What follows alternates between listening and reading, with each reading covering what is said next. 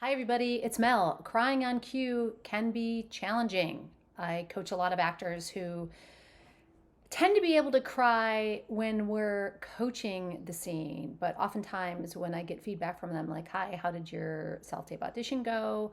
Or your callback go with that scene that we worked on? Oh, I had a really tough time getting to where we did in the coaching because I felt like I cried it all out. So, what are some tips to help you stay in that moment? Number one, when you slate, you don't want to make your slate so different as far as emotions go, right? So if you have a pretty heavy scene, emotional heavy scene, you don't want to slate like, hi, I'm Melanie Mack. I think it's totally appropriate for you to slate in character. Hi, I'm Melanie Mack.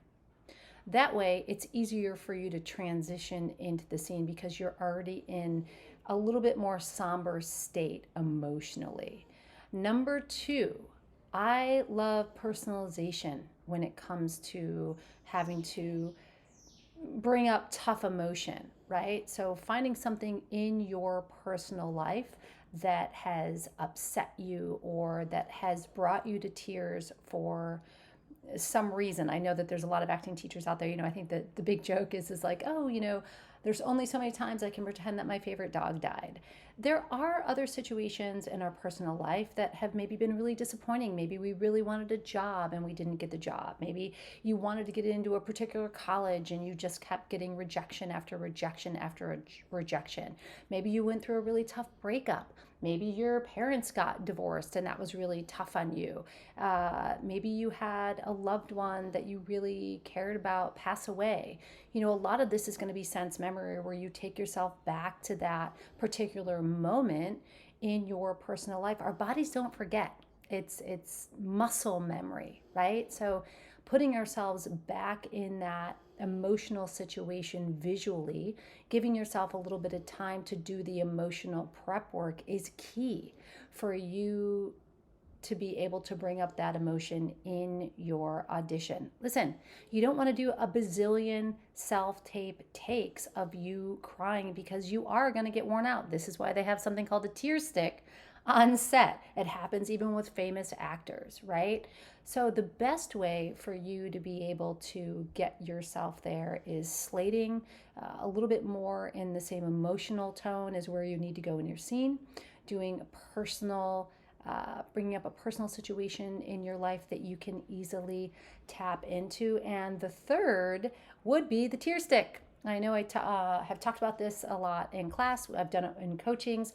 It's a professional tear stick that you can order through a professional. I think actually you could get it on Amazon, but you could also order it through any kind of professional beauty that sells beauty products for film and TV. And what it is, it's a little bit of a menthol that you would put on your fingertips here. And if you're in the scene and you know that your moment's coming up and you're really actively listening to the other person in the scene and you're here with your reader and then you go to think about something and you just are trying to get your thoughts together, just that simple placement of the menthol here, as long as it makes sense for the scene, is going to just naturally make you tear up. And then a lot of times what happens is the emotion will come with those tears.